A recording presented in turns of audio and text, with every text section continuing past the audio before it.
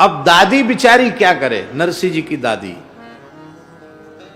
नरसिंह जी की दादी जय कुंवर बाई, जिसकी नरसिंह जी में विशेष ममता थी,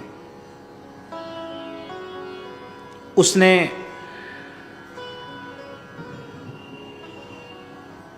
अपने सामने ही मणिक गौरी नाम की कन्या के साथ विवाह करा दिया नरसिंह जी का। हम आज पहले ही बोल चुके हैं कि गीता प्रेस में जो भक्त नरसिंह मेहता नाम की पुस्तक छपी है, उसमें ये लिखा है कि इनका विवाह पहले ही हो गया था, और बाकी जो प्रसिद्ध है भक्तमाल में जो प्रसिद्ध है उसमें यह है कि भगवत दर्शन के बाद फिर उनका विवाह हुआ। ऐसे में इतना ही अंतर है, बाकी एक ही बात है।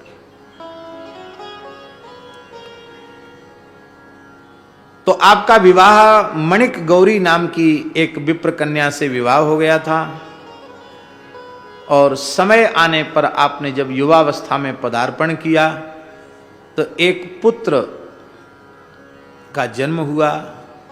उस पुत्र का नाम श्यामल दास रखा गया, और दो पुत्रियां उत्पन्न हुई।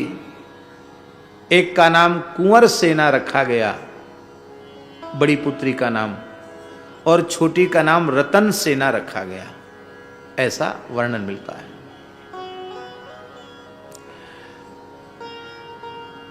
ग्रह क्लेश जो होता है किसी भी परिवार में, लड़ाई झगड़ा घर में, ग्रह क्लेश, माताएं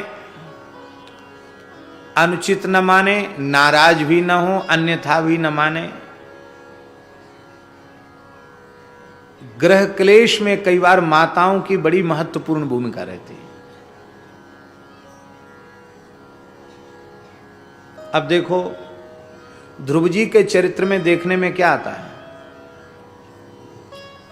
जब तक उत्तानपाद का विवाह केवल सुनीति से हुआ था तब तक झगड़ा नहीं था। और महाराज जी, हमने तो ऐसा अपने पूज्य गुरुजनों से सुना है कि सुनीति के गर्भ से जब कोई संतान उत्पन्न नहीं हुई, तब सुनीति ने ही आग्रह करके राजवंश चले इस इच्छा से अपनी खास छोटी बहन सुरुचि के साथ विवाह कराया। माने सुरुचि कोई दूसरी नहीं थी, सुनीति की छोटी बहन थी। लेकिन कैसा विचित्र स्वभाव, सुरुचि आई तो आते ही सौतिया डाव शुरू हो गया।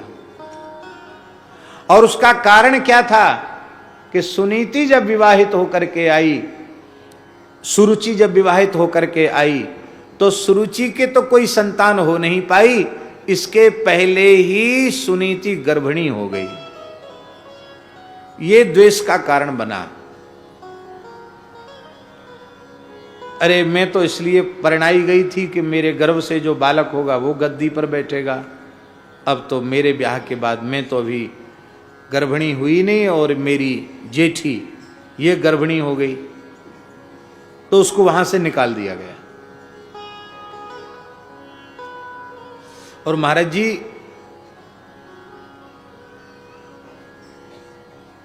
पुराण में तो ऐसी विचित्र कथा है, भविष्य पुराण में महाराज जी, व्यास जी, ऐसी विचित्र कथा है कि सुरुचि ने एक बार सुनीति से पूछा कि तू मरी क्यों नहीं, तेरा पुत्र मरा क्यों नहीं।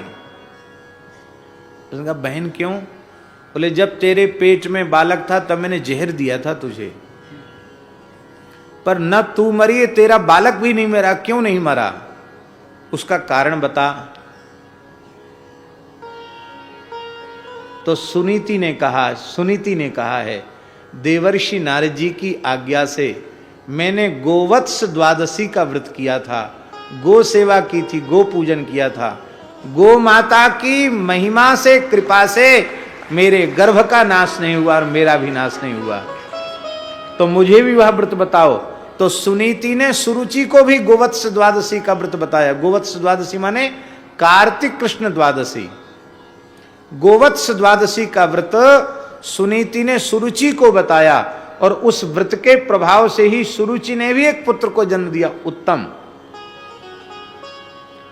तो उत्तानपाद के घर में क्लेश नहीं था, पर सुरुचि के कारण क्लेश हुआ है।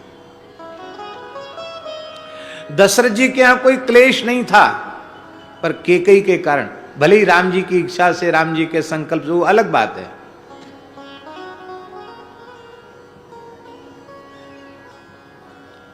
क्लेश। माताएं अपने हृदय में बहुत उदारता को स्वीकार करें, संकुचित भाव का त्याग करें। ये दया और क्षमा और करुणा का साक्षात स्वरूप हैं। अपने स्वरूप को संभाल करके रखें। ये तो जगतधात्री जगन माता हैं, इनसे कभी अशांति नहीं हो सकती। पर ये अपने स्वरूप से अलग हो जाएं तो महाराज घर नरक बन जाता है, गृह क्लेश हो जाता है। बंशीधर जी के भी घर में किसी बात की कमी नहीं थी, पर गृह क्लेश का कारण दुरित गौरी ही थी। जब देखो तब गाली देती,